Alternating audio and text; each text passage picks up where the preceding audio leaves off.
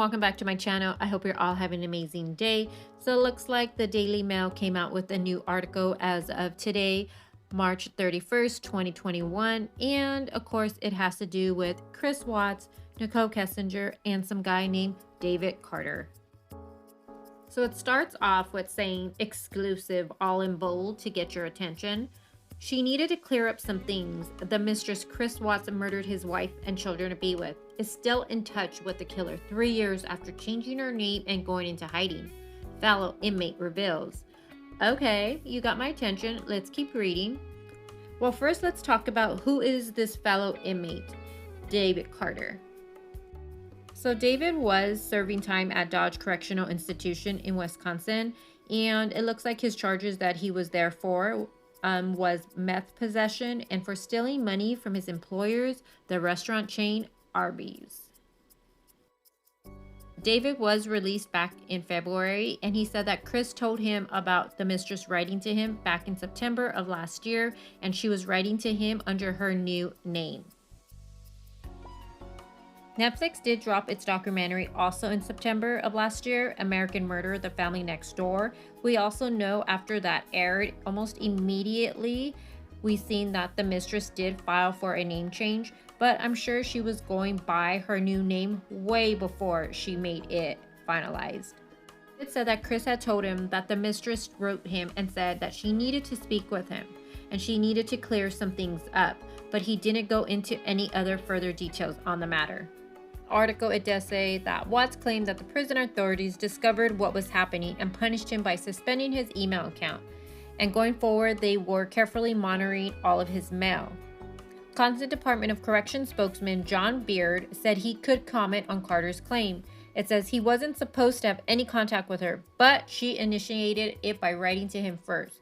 So Chris wasn't supposed to be talking to the mistress, but she wrote him, so how can he resist? It goes on to say that Chris had told him that he killed Shanann because he didn't want to pay child support. He didn't want the son that they were expecting, and he feared his wife would take their house in Frederick if they divorced.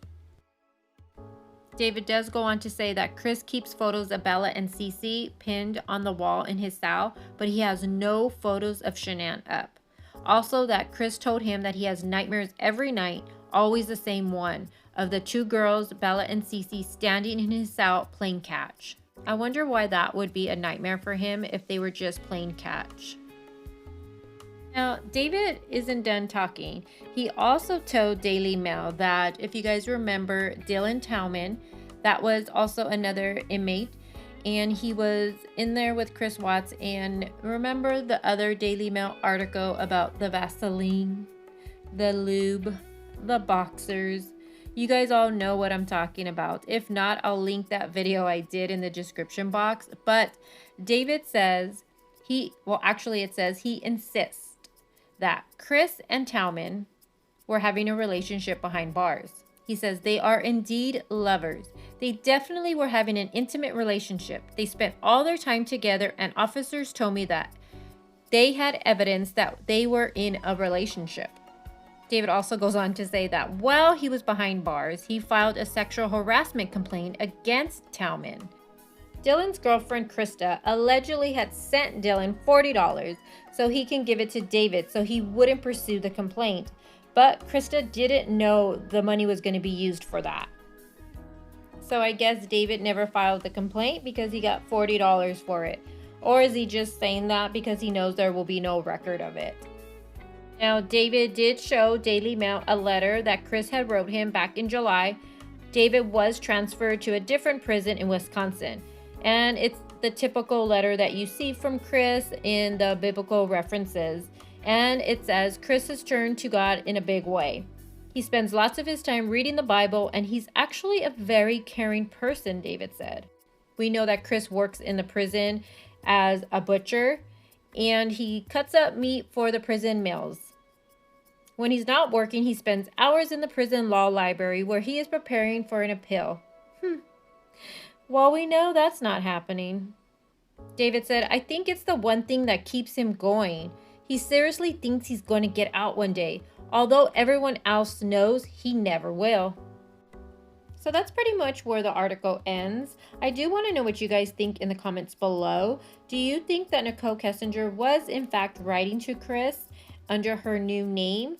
It would be interesting because it would have been around the same time that the Netflix documentary aired. And I wonder, what is this information that she just had to clear up with him? Also, something else I thought was funny when Netflix dropped, it was also the time that that audio got leaked that we heard Chris Watts talking to Anna and Mark. And this is when we first heard him say he wanted that information about the 35C. Now, since this article has broken, you can only imagine people are going crazy over it. Some believe it and some think it's just pure lies. There's a creator who goes by the name of Critical K. You may like her or you may not, but she has made a statement, and I'm going to go ahead and link that video in the description box.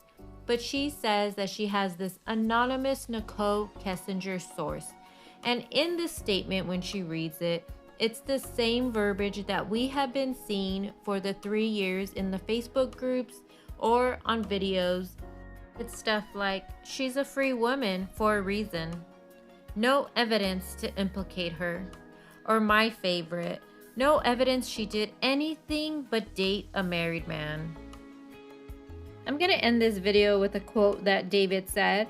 He said, "Many of the officers in Dodge think both Chris and Dylan are a piece of shit, but it's their job to protect him and they do it well."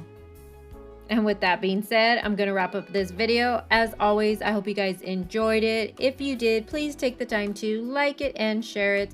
And I will talk to you guys soon. Bye.